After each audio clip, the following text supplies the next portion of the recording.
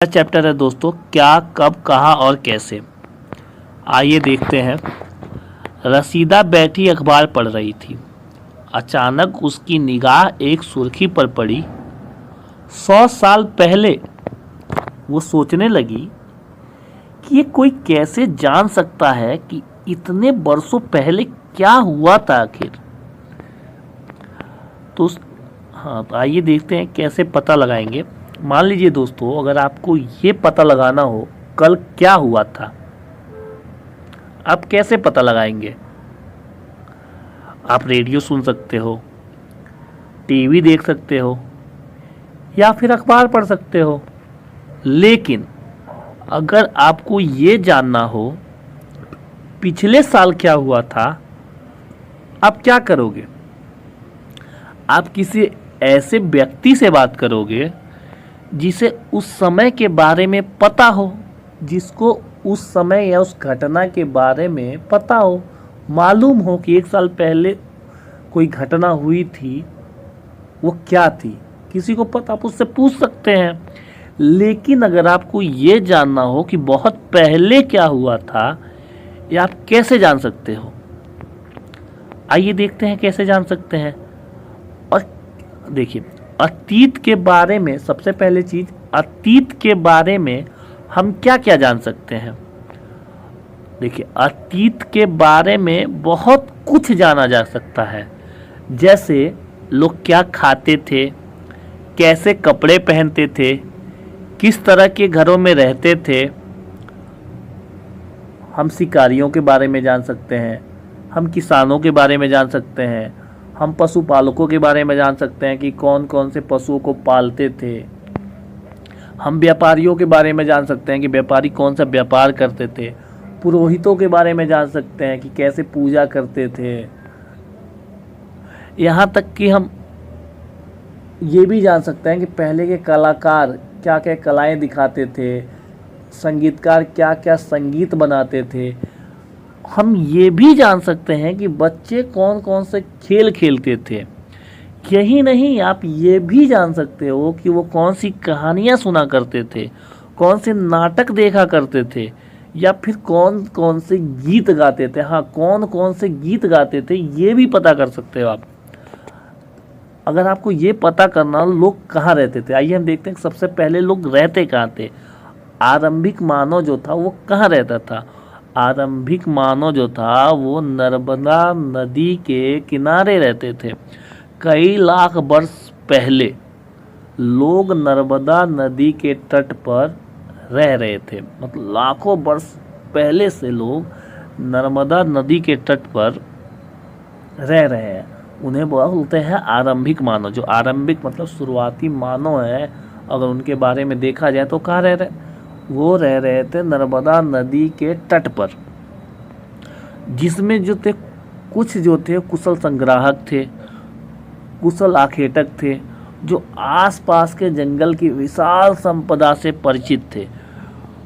जो जंगलों के जो पेड़ पौधे थे उनके जड़ों, फल फूल, शिकार, इन सब पे निर्भर थे। इन सबको इकट्ठा करके वो भोजन क्या करते थे, इन पे जंगलों पे बहुत ज़्यादा डिपेंड थे। अब देखिए, आप उत्तर पश्चिम में जो सुलेमान और किरतर की पहाड़ियाँ हैं,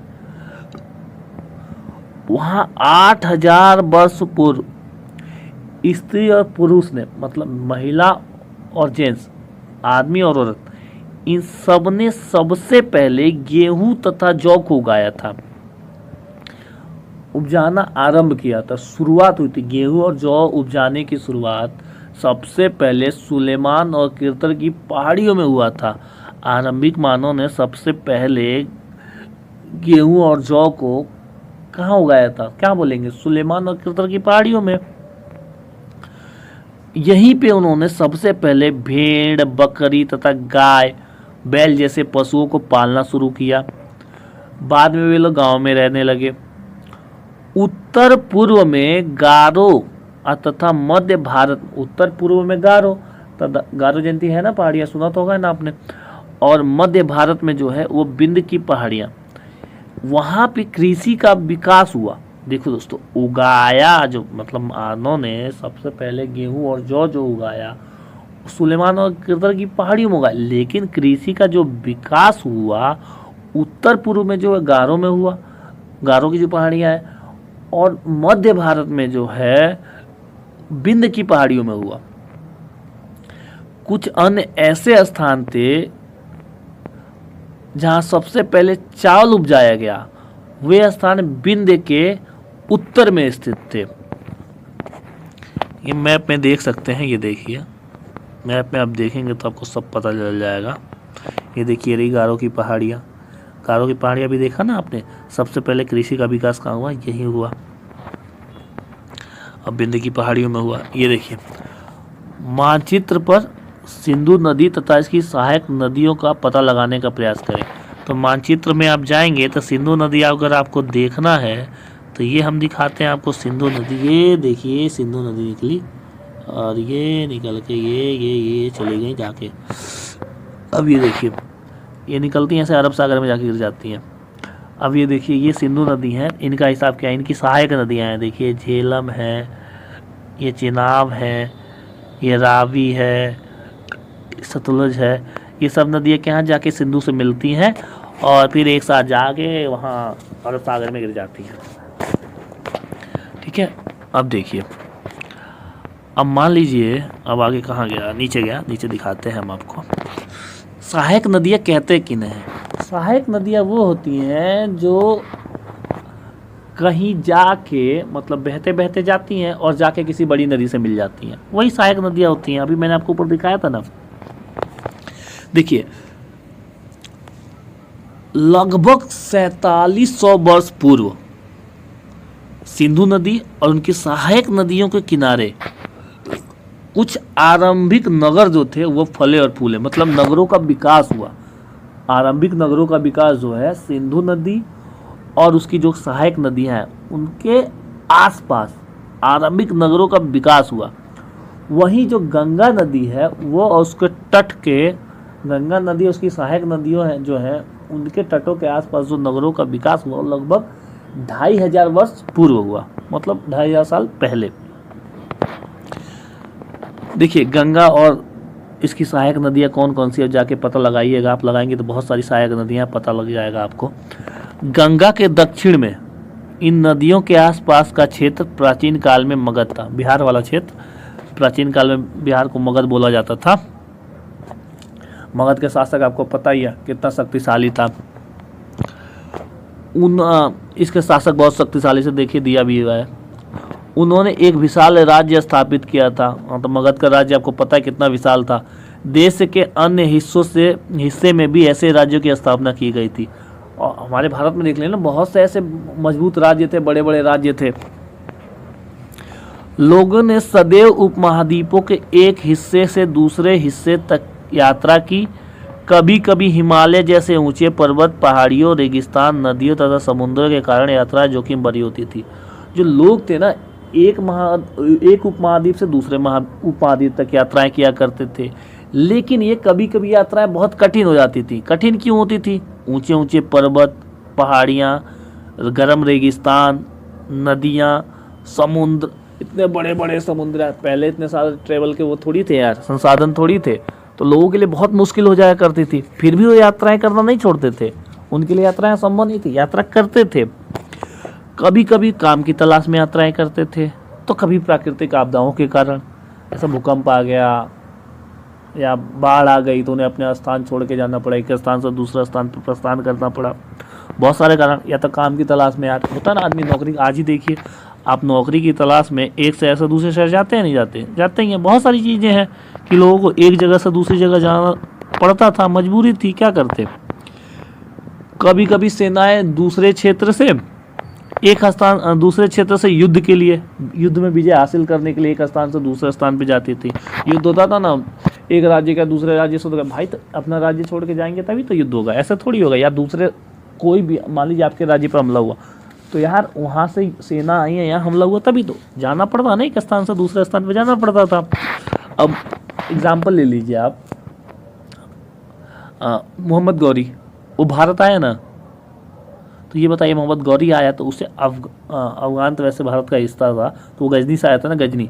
ये बताइए वहाँ से उसको यहाँ आना पड़ा, तो एक स्थान छोड़ के दूसरा स्थान पे आया ना। तो वैसे ही था, लोग यात्राएं करनी पड़ती थी, युद्ध के लिए करनी पड़ती थी, कोई ना कोई कारण बनता था कि भैया यात्राएं करनी, या तो देखिए काम की तलाश, या फिर प्राकृतिक आपदाएं आ जाए, या फिर युद्ध के लिए उन्हें एक स्थान से दूसरे स्थान पे जाना पड़ता था। कभी कभी वो व्यापार के लिए भी जाते थे एक स्थान से दूसरे स्थान पर। धार्मिक गुरु जो थे वो क्यों जाते, धार्मिक गुरु वो काम कहता शिक्षा के लिए एक स्थान से दूसरे स्थान पर।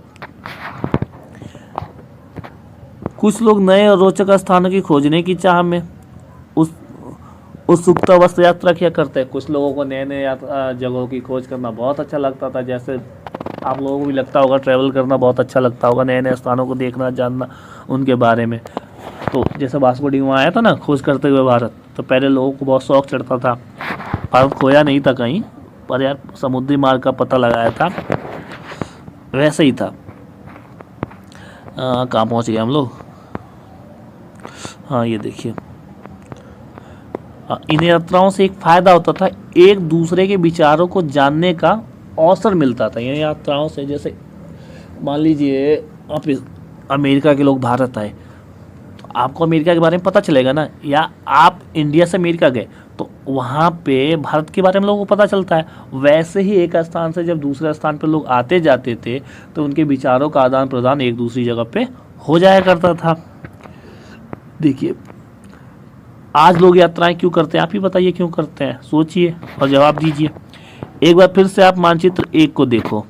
पहाड़ियाँ, पर्वत, समुद्र इस उपमहाद्वीप की प्राकृतिक सीमा का निर्माण करते हैं। हालांकि लोगों के लिए इन सीमाओं को पार करना आसान नहीं था। जिन्होंने ऐसा चाहा वो ऐसा कर सके, वे पर्वत की ऊंचाइयों को छू सके। देखिए आप मानचित्र 1 में देखिए, जो हमारा उपमहाद्वीप है वो कहीं चारों तरफ से पहाड़ियाँ, पर्वत और समुद्र आपको हर तरफ दिखाई देगा। कहीं पहाड़ियाँ दिख रही हैं, कहीं पर्वत है तो कहीं समुद्र है। ये प्राकृतिक सीमा का निर्माण करते हैं, ठीक है। हालांकि फिर भी ये सब चीज़ें पार करना लोगों के लिए आसान नहीं था, लेकिन जिन्होंने ऐसा चाहा उन्होंने उसे पार कर लिया। अब एक बात बताइए, हम खड़े होकर देख रहे हैं माउंट एवरेस्ट पे चढ़ना, चढ़ पाएंगे नहीं चढ़ पाएंगे, पर जिन्होंने चाहा उन्होंने किया, जिन्होंने चाहा वो चढ़ गए ना माउंट एवरेस्ट पे। कभी ऐसा लगता होगा यार कौन चढ़ेगा, अब देखिए अब तो लगता है हर रोज लोग चढ़ रहे हैं, उतर रहे हैं। पहले अब में कितना अंतर हो गया है। अब देखिए कहाँ पहुँचे हम लोग, एक बार हाँ ये देखिए यहाँ पे है। जिन्होंने ऐसा चाहा ऐसा कर सके, वो पर्वतों की ऊंचाइयों को छू लिए, गहरे समुद्रों को भी पार कर गए। उपमहाद्वीप के बाहर कुछ लोग यहाँ आए और यहाँ तक बस गए। अब देखिए बहुत सारे, अब आज जो कहते हैं ना, देखिए मोहम्मद गजनी बोल लीजिए या गौरी बोल लीजिए, उनके साथ बहुत सारे लोग आए यहाँ पे, यहाँ के बस गए। अब यहाँ से वो लोग वापस नहीं गए ना, यहीं रह गए। तो वैसा पहले भी होता था, बहुत पहले से ही होता आया है, अब भी आया है। अब ये लोग आते हैं भारत में, बहुत सारे लोग पता ना कहाँ, बांग्लादेशी देख लीजिए आते हैं, कहाँ कहाँ से लोग आते हैं, आके यहाँ रह जाते हैं। तो होता है, पहले से होता आया है, आज से ही क्यों। अब आप ये सोचते होंगे कि देश का नाम हम लोग बोलते हैं ना, कोई इंडिया बोलता है, कोई भारत बोलता है, आखिर वो पड़ा कैसे। तो आइए देखते हैं। अपने देश को हम इंडिया तथा भारत जैसे नामों का प्रयोग करते हैं। हम अपने देश के लिए इंडिया बोलते हैं या भारत बोलते हैं, करते हैं, सही बात है। इंडिया शब्द की उत्पत्ति हुई कैसे है, देखिए इंडिया शब्द इंडस से निकला है, जिसे संस्कृत में सिंधु कहा जाता है। इंडिया शब्द जो है इंडस से निकला है और इंडस को संस्कृत में सिंधु कहा जाता है। अपने एटलस में ईरान और यूनान का पता लगाइए, जाइए पता लगाइए। लगभग 2500 वर्ष पूर्व, 2500 वर्ष पूर्व उत्तर पश्चिम की ओर से आने वाले, जो उत्तर पश्चिम से आए थे ईरानी और यूनानी जो थे, उन्होंने सिंधु को ही हिंदोस या इंदोस कहा। और इस नदी के पूर्व में जो सिंधु नदी के पूर्व में स्थित भूमि थी, जो प्रदेश था, उसको इंडिया कहा।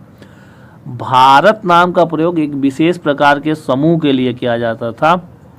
इस समूह का उल्लेख संस्कृत की आरंभिक लगभग 3500 वर्ष पुरानी कृति है ऋग्वेद में मिलता है। भारत शब्द का सबसे पहले प्रयोग ऋग्वेद में हुआ है, जो लगभग आज से 3500 वर्ष पूर्व लिखी गई थी। बाद में इसका प्रयोग देश के लिए होने लगा। अब देखिए, आपको अतीत के बारे में कैसे जाने, अभी भी ये सवाल तो आपके मन में है, आखिर हम जाने कैसे। देखिए कैसे जाने, अभी बताते हैं। ये देखिए, पहले ये देखिए, ताड़ पत्रों से बनी पांडुलिपि का एक पृष्ठ। यह पांडुलिपि लगभग 1000 वर्ष पहले लिखी गई थी। पांडुलिपि था क्या, कहीं ऊपर नीचे है शायद। हाँ ये देखिए, ये पांडुलिपि है, ये 1000 वर्ष पूर्व लिखी गई थी। ये जो है आपका, समझ ही नहीं आएगा आपको क्या लिखा है। 1000 वर्ष पूर्व लिखी गई थी। ये बनता कैसे था ये देख लीजिए। ये ताड़ के पत्तों को काटकर उनके अलग अलग हिस्सों को बांधकर तब बनाया जाता था। वही दूसरा क्या था, हिमालय में पाए जाने वाला एक विशेष प्रकार का पेड़ होता है जिसे भुर्ज का पेड़ कहते हैं। उसके छाल से भी बनाया जाता है। बहुत सारी चीज़ें होती हैं। तो ये देखिए यहाँ लिखा भी है। अतीत की जानकारी हम कई तरह से प्राप्त कर सकते हैं। इनमें से एक तरीका अतीत में लिखी गई पुस्तकों को ढूंढना और पढ़ना। यह पुस्तकें हाथ से लिखी होने के कारण पांडुलिपि कही जाती हैं।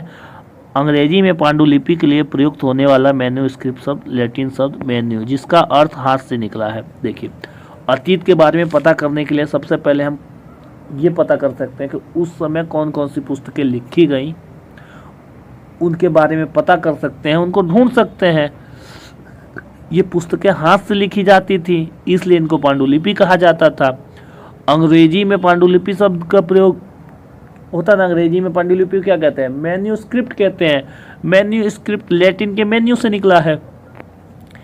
ये पांडुलिपियाँ जो थी वो ताड़पत्रों तथा हिमालय क्षेत्र में उगने वाले, देखिए मैं बताया था ना भुर्ज पेड़, वो देखिए भुर्ज नामक पेड़ की छाल से विशेष तरीके से तैयार भोजपत्र पर लिखी जाती थी।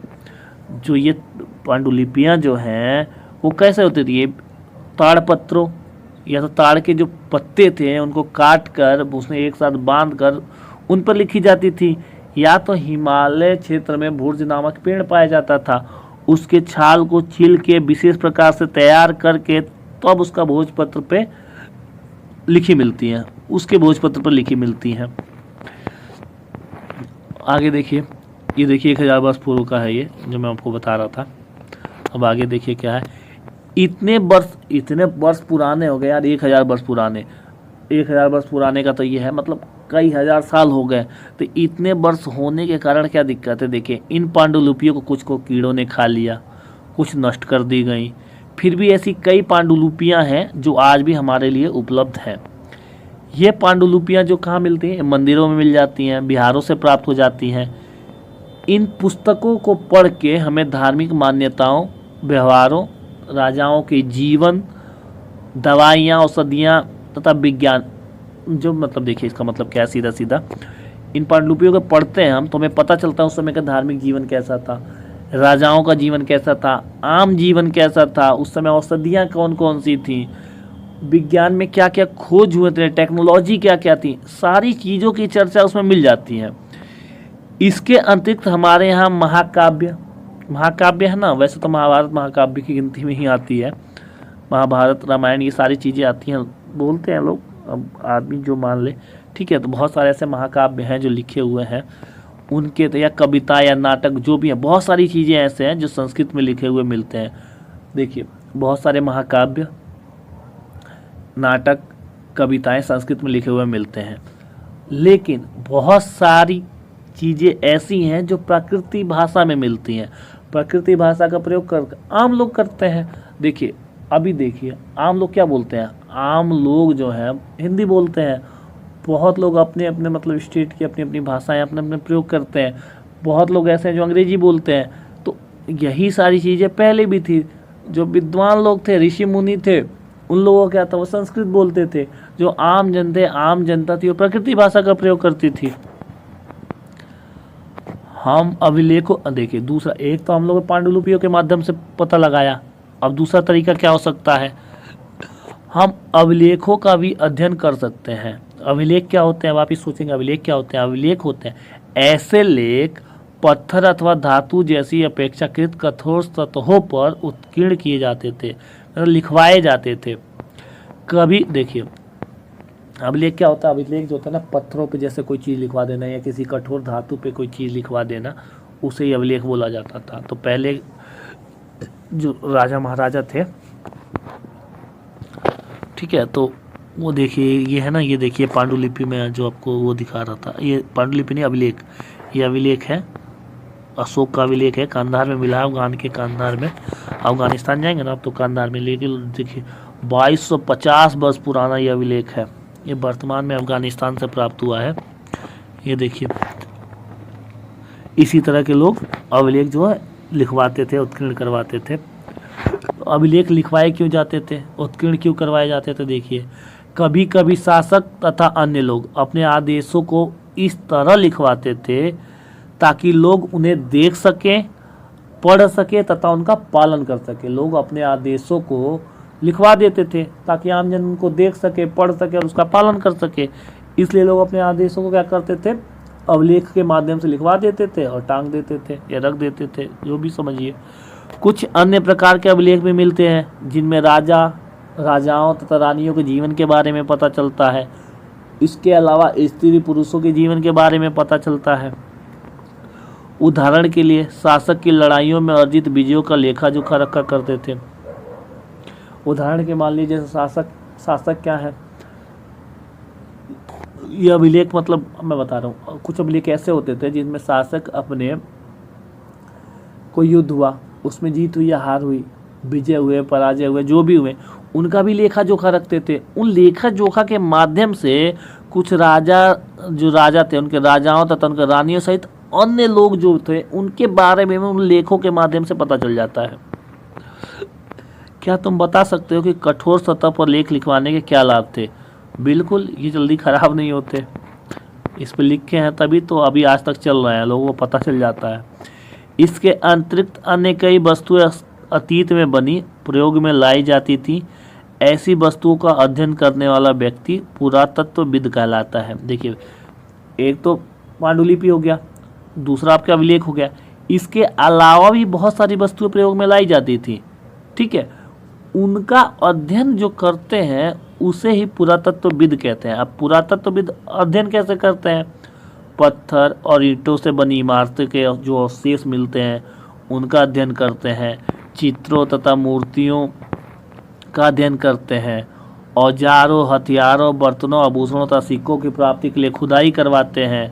इनमें से कुछ वस्तुएं पत्थर की होती हैं, कुछ पक्की मिट्टी की मिलती हैं, कुछ धातु की बनी होती हैं, कुछ ऐसे कठोर तथा ऐसे तत्व कठोर होते हैं जो धातु की बनी होती है, कठोर होती हैं तथा जल्दी नष्ट नहीं होती हैं। पुरातत्वविद जानवरों तथा चिड़ियों, मछलियों की हड्डियां ढूंढते हैं। अब ये बताइए पुरातत्वविद जो हैं जानवरों, चिड़ियों, मछलियों की हड्डियां क्यों ढूंढते हैं? वो इसलिए ढूंढते हैं ताकि पता लगा सकें, उन्हें पता लगाने में मदद मिले कि पहले के लोग क्या खाते थे। वनस्पतियों के अवशेष तो प्राप्त होते नहीं है, जैसे मान लीजिए चावल ही ले लीजिए, अगर वो जल गया तो टुकड़ा प्राप्त हो जाएगा और जो नहीं जला वो नष्ट हो जाता था। अन्न के दाने, मान लीजिए अन्न का कोई भी दाना है, वो जल गया तो जले हुआ मात्रा में वो रह गया, बचा रह गया, प्राप्त हो गया। जो नहीं जला, जो कच्चा है, वो नष्ट हो गया।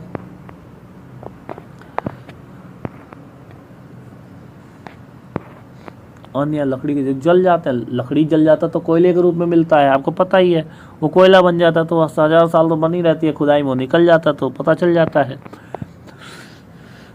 पांडुलिपियों, अभिलेखों तथा पुरातत्वों से ज्ञात जानकारियों के लिए इतिहासकार प्राय स्रोत शब्द का प्रयोग करते हैं। देखिए जो ने पांडुलिपियों से, अभिलेखों से तथा पुरातत्व मतलब खुदाई से जो जानकारियां प्राप्त होती हैं उसको जो है स्रोत शब्द नाम दिए हैं। जो इतिहासकार हैं उसे स्रोत बोलते हैं। इतिहासकार इन्हें कहते हैं जो अतीत का अध्ययन करते हैं। इतिहासकार किसे कहते हैं? जो अतीत का अध्ययन करते हैं उन्हें इतिहासकार कहते हैं। स्रोतों से प्राप्त होते ही अतीत के बारे में पढ़ना बहुत रोचक हो जाता है। जैसे कोई स्रोत प्राप्त होता है तो अतीत के बारे में पढ़ना बहुत रोचक, बहुत मज़ेदार हो जाता है, क्योंकि इन स्रोतों की सहायता से हम धीरे धीरे अतीत का पुनर्निर्माण करते हैं। जैसे जैसे हमें स्रोत मिलता जाता है वैसे वैसे हम अंदाज़ा लगाते हैं और अतीत का पुनर्निर्माण करते हैं कि ऐसा हुआ होगा, ऐसा हुआ होगा, पहले के लोग ये खाते होंगे, ये पहनते होंगे, ऐसे रहते होंगे, ये खेल खेलते होंगे, ये गीत गाते होंगे। बहुत सारी चीज़ों का पुनर्निर्माण होता है। इतिहासकार तथा पुरातत्वविद उन जासूसों की तरह हैं जो सभी स्रोतों का प्रयोग सुराग के रूप में कर अतीत को जानने का प्रयास करता है। ये सीआईडी वाले दया हैं और एसपी प्रद्युम्न है। इनको सुराग मिलते ही ये लोग तुरंत मुजरिम के घर तक पहुंच जाते हैं, पीछा नहीं छोड़ते, पूरी कहानी खुद बना लेते हैं। समझे दया, कुछ समझे, कुछ तो गड़बड़ है दया। छोड़िए खैर इन सब बातों को, आगे देखिए। एक चीज़ मैंने आपको बताना भूल गया, ये देखिए, ये खुदाई में मिला है। ये देखिए, एक प्राचीन नगर से प्राप्त पात्र, एक ही मटका मिला है। ये 4700 वर्ष पूर्व का है। ये सिंधु घाटी सभ्यता जो है उस समय के आसपास है, वहाँ सिंधु नदी की जो खुदाई है वहाँ मिला है। देखिए, वहीं एक चांदी का सिक्का भी मिला है। दाएं ये देखिए, चांदी का सिक्का है। इस तरह के सिक्कों का प्रयोग 2500 वर्ष पूर्व होता था। ये गंगा नदी के आसपास का होगा। हमारे द्वारा आज प्रयोग में आने वाले सिक्कों में ये सिक्का कैसे भिन्न है? भाई बहुत भिन्न है। आज के सिक्के देख लो, आज के सिक्के गोल होते हैं, ये कैसे हैं? एक चीज़ और हाँ ये देखिए, ये छूट गया था। 2250 वर्ष पुराना यह अभिलेख वर्तमान अफगानिस्तान के कांदार से प्राप्त हुआ। ये जो अभिलेख है अशोक का है, हाँ ठीक है। ये लगभग 2250 वर्ष पुराना अभिलेख है। इसमें हाँ एक चीज़ देख लीजिए, सबसे इम्पोर्टेंट क्या है, इसमें यूनानी तथा अरामेइक लिपि का प्रयोग हुआ है। ठीक है, ये याद रखिएगा, ये यूपीएससी उठा सकता है। ये सब छोटी छोटी चीज़ें उठाते रहते हैं वो लोग, हम लोग छोड़ देंगे, पता चला उठा लिए, फिर आप कहेंगे कि हमने बताया नहीं।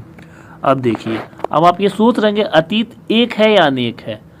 आपने चैप्टर का नाम जब मैंने बताया था हमारा अतीत, उस समय आपने ध्यान नहीं दिया, पर ध्यान दीजिए, यहाँ अतीत शब्द का प्रयोग जो है बहुवचन के रूप में किया गया है। और बहुवचन के रूप में क्यों किया गया है? ऐसा इस तथ्य की ओर ध्यान दिलाने के लिए किया गया है कि अलग अलग समूहों के लोगों के लिए इस अतीत के अलग अलग मायने थे। उदाहरण के लिए पशुपालकों अथवा कृषकों का जीवन राजाओं तथा रानियों के जीवन से तथा व्यापारियों का जीवन शिल्पकारों के जीवन से बहुत भिन्न था। भाई जाहिर सी बात है, देखिए पशुपालक और कृषक जो किसान थे और पशु पालने वाले जो लोग थे, राजा रानियों के जीवन से भाई जीवन भिन्न होगा ही। आज ही देख लीजिए, बिजनेसमैन और किसान, सबका जीवन अलग अलग है। किसान या जवान, सब छोड़िए, किसान और जवान दोनों का जीवन भिन्न है, दोनों का जीवन अलग अलग है। अंबानी देख लीजिए और किसी गरीब आदमी को देख लीजिए, दोनों का जीवन भिन्न भिन्न है। बहुत सारी चीज़ें, किसी अमीर या गरीब को देख लो, बहुत सबका भिन्न भिन्न अलग अलग जीवन होता है, सबका अपना रहन सहन होता है, सबका जैसा आदमी का बजट वैसा काम होता है। पहले भी ऐसा था। व्यापारियों को देख लीजिए, शिल्पकार, उनका व्यापारियों का अपना जीवन बिजनेस कर रहे हैं यार, अपना व्यापार में बिजी हैं। शिल्पकार अपनी मूर्तियाँ बनाना, अपने अपने काम में बिजी हैं। जैसा हम आज भी देखते हैं, उस समय भी देश के अलग अलग हिस्सों में लोग अलग अलग व्यवहार और रीति रिवाजों का पालन करते हैं। वो आज भी होता है, अलग अलग राज्यों में चले जाइए, अलग अलग जगह चले जाइए, लोग अलग अलग रीति रिवाजों का पालन करते हैं। पहले भी ऐसा होता था।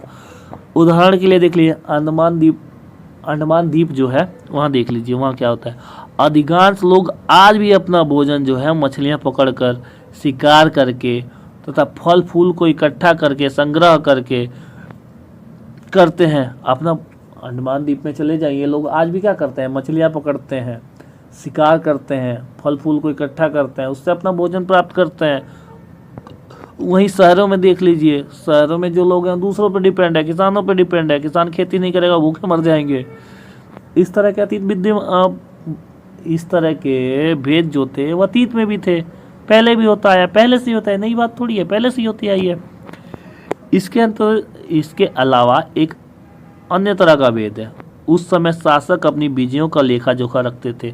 उस समय जो राजा महाराजा थे वो युद्ध में जो हार जीत जो भी हो गई, विजय पराजय जो भी होती थी, उनका लेखा जोखा रखते थे। वहीं उनके मुकाबले जो आम आदमी था वो अपना लेखा जोखा नहीं रखता था। यही बात कह रहा है। यही कारण है कि उन शासकों तथा उनके द्वारा लड़ाई जाने वाली शासकों की लड़ाइयों के बारे में काफ़ी कुछ जानते हैं। देखिए, शासक जो तो लेखा जोखा रखते थे तो उसमें उन सारी चीज़ों का जिक्र होता था उनके बारे में। तो यही कारण है कि हम उनके बारे में आसानी से जान जाते हैं कि उन शासकों के बारे में, कि शासक कैसे थे, उनका राज्य कहाँ था, उनकी रानी कौन थी, कितनी थी, कौन युद्ध हारे, कौन से युद्ध जीते, सारी चीज़ों के बारे में पता चल जाता है। लेकिन शिकारी, मछुआरे, संग्राहक मतलब शिकारी, शिकार करने वाले, मछुआरे, मछली पकड़ने वाले, कृषक, किसान, पशुपालक, पशु पालने वाले जैसे आम आदमी थे, ये अपने कार्यों का लेखा जोखा नहीं रखते थे। उनके बारे में पुरातत्व की सहायता से हम जान सकते हैं या जानते हैं, लेकिन अभी बहुत कुछ जानना बाकी है। अब देखिए, तिथियों का मतलब क्या है। अगर कोई तुमसे तिथि के विषय में पूछे तो तुम शायद उस दिन की तारीख, माह, वर्ष 2000 या इसी तरह का कोई और वर्ष बताओगे। मान लीजिए अगर आपसे कोई पूछे कि आज कौन सा डेट है, तब क्या बताएंगे? 18 फरवरी 2024, ठीक है। लेकिन आखिर ये गणना कैसे होती है? इस गणना की शुरुआत ईसाई धर्म के प्रवर्तक ईसा मसीह जो थे, उनके जन्म की तिथि से की जाती है। वो जिस दिन पैदा हुए थे उस दिन से की जाती है, कि मतलब उस दिन से लेके आज तक 2024 साल बीत चुके हैं, ठीक है। जबकि ईसा मसीह के जन्म के पूर्व की, मतलब उसके जन्म से पहले की तिथियों को ईसा पूर्व, मतलब ईसा मसीह के जन्म के पहले के नाम से जाना जाता है। इस पुस्तक में हम 2000 को अपना आरंभिक बिंदु मानते हुए वर्तमान से पूर्व की तिथियों को, अब मान लीजिए क्या कह रहा है ये, समझे नहीं। 2000 को एक सेंटर मान लेते हैं हम लोग, ठीक है।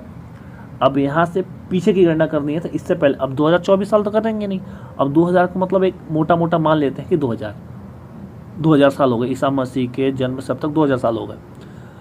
और उससे पहले जो होगा, मान लीजिए सिंधु घाटी सभ्यता है तो 4700 ईसा पूर्व दिखा रहा है ना, 4700 ईसा पूर्व, तो 2000 ये भी ईसा पूर्व, जन्म के 4700 वर्ष पूर्व, तो 47 20 कितना हो गया, आप अंदाजा लगा लीजिए, ठीक है।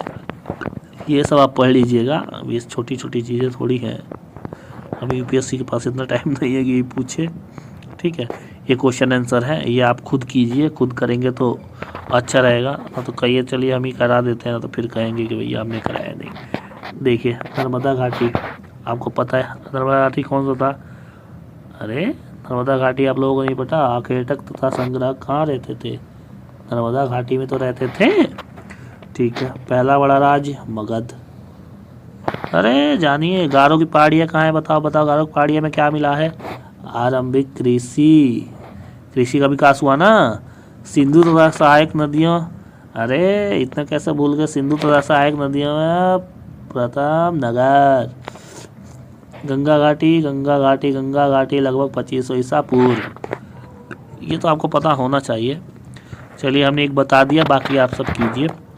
दोस्तों देखिए, अगर आपको वीडियो अच्छी लगी हो तो हमारे चैनल को लाइक, शेयर और सब्सक्राइब ज़रूर कीजिए, और इसको ज़्यादा से ज़्यादा शेयर कीजिए। देखिए यूपीएससी की परीक्षा बहुत नज़दीक है, 2024 2025, या आपको भविष्य में कभी भी यूपीएससी की परीक्षा देनी है तो देखिए उसके लिए एनसीईआरटी मोस्ट इम्पॉर्टेंट है। बिना एनसीईआरटी के यूपीएससी कोई क्रैक कर ही नहीं सकता। जितने भी टॉपर्स हैं आप उनसे बात कीजिए, वो आपको यही बताएंगे कि एनसीईआरटी मोस्ट इम्पॉर्टेंट है। बिना एनसीईआरटी के यूपीएससी की परीक्षा पास नहीं की जा सकती। देखिए आप अपना 1 घंटा रोज़ निकालिए और इस पे दीजिए। 6 से स्टार्ट किए हैं 12 तक की डेली एक चैप्टर आपको पढ़ाया जाएगा, ठीक है। और बहुत जल्दी मैं जियोग्राफी भी शुरू करने वाला हूँ। तो दोस्तों इस वीडियो को ज़्यादा से ज़्यादा शेयर कीजिए ताकि मैं मोटिवेट हूँ, और आपको और बहुत सारी वीडियो, बहुत कुछ देना, सब कुछ फ्री रहेगा। मैं आपसे 1 रुपया नहीं लूँगा, अब मुझे कुछ नहीं करना, बस आप लोग सपोर्ट कीजिए। देखिए बहुत से बच्चे पैसों की वजह से तैयारी नहीं कर पाते हैं। देखिए मैं उनको, अगर आप मुझे 1 साल का टाइम दोगे, ठीक है, तो मैं आपको यूपीएससी से जुड़े जितने भी सिलेबस हैं, जो सिलेबस में यूपीएससी सिलेबस में जो कुछ भी है, मैं आपको सब इस पर प्रोवाइड करवा दूंगा। बस 1 महीने में आपको सब कुछ इस पर मिलना चालू हो जाएगा, पर आप लोग इसको शेयर करेंगे तब। तो इसलिए इसको ज़्यादा से ज़्यादा शेयर कीजिए, चैनल को सब्सक्राइब कीजिए, ठीक है। अब बाकी अपना साथ बनाए रखिए और हम आपके साथ हैं। बाकी कोई परेशानी हो तो हमें कमेंट करके बताइए, ठीक है। चलिए दोस्तों, गुड नाइट। 11 बजे डेली आपको ये वीडियो मिलेगी, ध्यान रखिए। बहुत जल्दी करंट अफेयर्स भी आपको मिलना चालू हो जाएगा, ठीक है दोस्तों। Bye bye, tata, good night. मिलते हैं ब्रेक के बाद। चलिए बाय बाय।